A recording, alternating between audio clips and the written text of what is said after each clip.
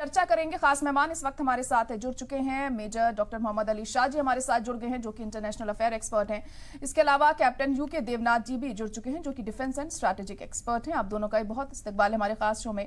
पहले मोहम्मद अली शाह जी, आप ही के पास आना चाहूंगी। यहाँ पर देखिए, इसराइल ने एक बार फिर दोहराया है, वो किसी भी ऐसे मुआहदे को मंजूर नहीं करेंगे जिसमें इसराइल की सिक्योरिटी को लेकर जरा भी शक व शुबह हो। हालांकि कल तक हम देख रहे थे कि जंगबंदी को लेकर लगभग बात बनती हुई दिखाई दे रही थी।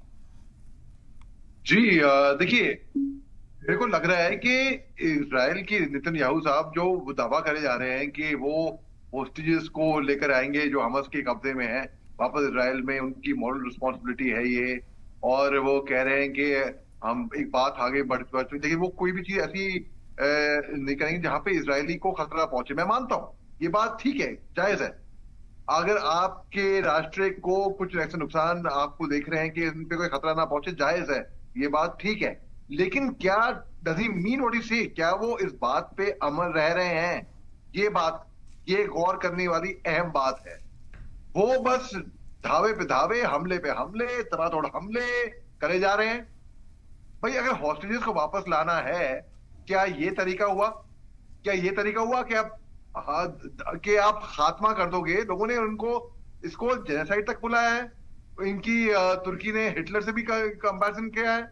तो ये तरीका क्या हुआ? ये तरीका मैं नहीं सही तरीका मानता हूं इसको, कि आप अपने हॉस्टेजेस को वापस आपको लेके आ रहे हैं। दूसरी बात, अगर ये कह रहे हैं कि इनको कोई बात मंजूर ऐसी नहीं होगी, तो आपने तो बात की थी ना, आपने तो कहा था कि हॉस्टेजेस को वापस लाने के लिए एक तरीका, तब इजराइल की जो खुफिया एजेंसी है मोसाद, उन्होंने कहा था हो सकता है अब जंग बंदी हो सकती है किसी भी टाइम पे, लेकिन कहीं पे आसार नजर नहीं आ रहे हैं।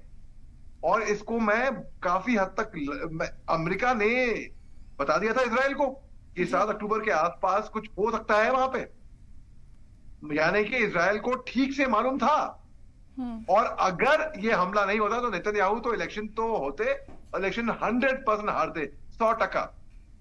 तो यानी कि इसको अगर 2 और 2 निकालें तो क्या हुआ?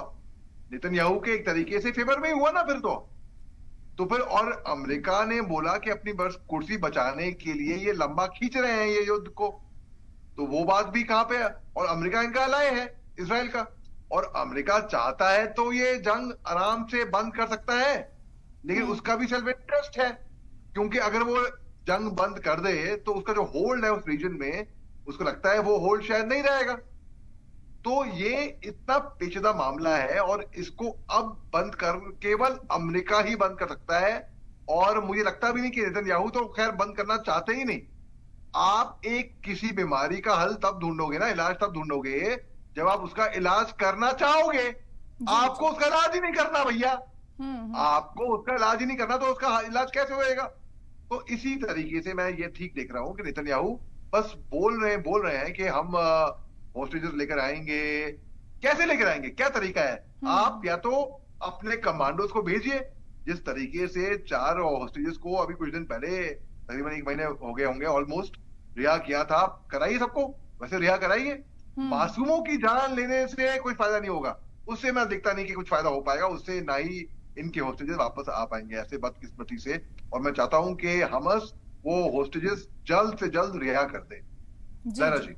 चलिए मोहम्मद अली शाह जी, क्या आपको लगता है कि इसी वजह से यह हालात बन रहे हैं? और जो नेतन्याहू हैं बार बार कहते तो हैं कि हाँ हम आगे बढ़ रहे हैं जंगबंदी को लेकर, लेकिन at the end of the day वो इस तरह की बयानबाजी कर देते हैं कि फिर ये लगता है कि फिलहाल तो जंगबंदी नहीं होने वाली है। बिल्कुल आपने सही फरमाया। नेतन्याहू जिस तरीके से बयानबाजी करते हैं कि हाँ जंगबंदी होने वाली है, कर देंगे, हो जाएगा, वो हो जाएगा, लेकिन action speak louder than words. जिस तरीके की हरकतें हैं, जिस तरीके की उनकी करतूतें हैं, मुझे लग नहीं रहा कि वाकई में कि जंगबंदी कहीं पे होने वाली है। अगर ऐसी रवैया रहा तो जंगबंदी कैसे होएगी? तो बस लंबा लंबा खींचते रहो जंग को, ताबड़तोड़ हमले करते रहो, लोगों की जानें लेते रहो, हमारी कुर्सी बची रहेगी। अरे जो पॉलिटिशियन अपने राष्ट्र, अपने देश से ज्यादा से अपनी कुर्सी को ज्यादा मान्यता देता है, अपनी कुर्सी को, वो राष्ट्र बाद में मुसीबत में आता है। इजरायली भी ये बात धीरे धीरे समझ रहे हैं, और इजराइल के अंदर ही भीषण अंदर प्रोटेस्ट भी हो रही हैं। इसराइल के अंदर बहुत ही खराब माहौल है जी अभी इस जी। टाइम पे। अगर हम सोच रहे हैं कि सब कुछ ठीक है, वो युद्ध में है, उनकी इकोनॉमी भी डाउन हो रही है इसराइल की। तो नेतन्याहू ने अपने देश को सही तरीके से, मैं तो ये मेरी तौर पे मानना है कि लीड नहीं करा। Prevention is better than cure. अगर इनके पास खबर आई थी, वो भी अमेरिका ने दी थी कि 7 अक्टूबर के आसपास को कुछ ऐसा टेररिस्ट घटना हो सकती है, इनको अपनी सिक्योरिटी और बढ़ा देनी चाहिए थी। रेड अलर्ट, हाई अलर्ट पे होना चाहिए था इनको। या तो इन्होंने बिल्कुल सीरियसली लिया ही नहीं, क्या अमेरिका ऐसे बोल रही है, कोई बात नहीं, देखी जाएगी, चलता है। वो चलता है एटीट्यूड इसराइल से तो उम्मीद नहीं करता कोई भी। सब सोचते हैं इसराइल हमारा बड़ा अच्छा मित्र है, जी। हम इजरायली पे हमदर्दी रखते हैं, हिंदुस्तानी भी। तो मगर अगर लीडरशिप उनकी गड़बड़ा जाएगी, तो क्या दोस्त वो होता है जो हम हकीकत में दोस्त को बताएं कि दोस्त तुमने गलती करी है, सुधर जाओ, ये मत करो, ऐसे मत करो। ये नहीं कि हर गलत काम में, अगर मेरा दोस्त आज की तारीख में ड्रग्स लेता है तो मैं बोलूंगा कि भाई ये गलत बात है, मत लो, मत करो गलत काम, छोड़ दो ये काम। ये नहीं कि उसके साथ मिलकर मैं उस गलत काम में बढ़ावा दूं उसको। तो अगर दोस्त भड़क जाता है या कहीं पे गलत रास्ते पे जाता है, तो एक दोस्त का फर्ज बनता है, एक अच्छे दोस्त होने के नाते उसको बताए, उसको सही राह पे लेकर आए। और जिस तरीके से इजराइल की लीडरशिप अभी उनको लेकर जा रही है, हम्म। मैं कनाडा ने भी कोशिश करी कि 2 स्टेट सोल्यूशन निकल जाए, जी। लेकिन नहीं। इजरायली अम्बेसडर जो मिस्र में है, जो बल्कि कैनेडियन अम्बेसडर है मिस्र में, उनने भी कोशिश करी, लेकिन ना अभी तक कुछ ऐसा कुछ हल निकल नहीं पाया है, क्योंकि हम्म। नेतन्याहू केवल और सिर्फ नेतन्याहू की वजह से उनकी फैमिली बोलती है, उनको इजरायली सेना में, आईडीएफ में एतबार नहीं रहा। तो अगर ऐसा ही रवैया रहा तो इजराइल का आगे भविष्य हम क्या समझेंगे। हम्म। और हमें चिंता है दोनों की, इजराइल की भी और फलस्तीनियों की भी, गाजा पट्टी में जो हो रहा है उनकी भी, आम जनता की, आवाम की। अगर एक तरफ हम हमास के खिलाफ हैं, हम नेतन्याहू को भी बोलेंगे जो आप कर रहे हो वो भी सही नहीं है, हम्म। दो गलत काम कभी सही नहीं होते। अवाम पिसती है, जी जी। मासूम, जिनकी कोई गलती ना हो, मजलूम, ये भी इजराइल में भी हो रहा है। और ये इजराइल में नेतन्याहू की वजह से हो रहा है, ऐसा नहीं है कोई कोई फिलिस्तीनी या कोई गाजा पट्टी से जाके वहां पे कर रहा है। हम्म। नेतन्याहू ही अपने ही मुल्क में ये हो रहा है।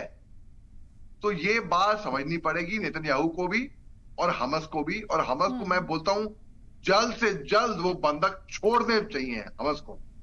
और नेतन्याहू का ये तरीका अपनाना है जो अपनाया है ना, कि हम बंधक को ले आएंगे तड़ातड़ हमले करके, ऐसे बहुत गलत समझ रहे हैं। ये कोई तरीका नहीं होगा, मैं ऐसा मानता हूँ। जी जी। बिल्कुल। मोहम्मद अली शाह जी, अमेरिका का क्या रुख हो सकता है ऐसे में, क्योंकि अमेरिका में जल्द ही चुनाव भी होने वाले हैं और अगर जंगबंदी नहीं होती है तो ये फिलहाल वहां के लिए नुकसानदेह साबित हो सकता है। बिल्कुल।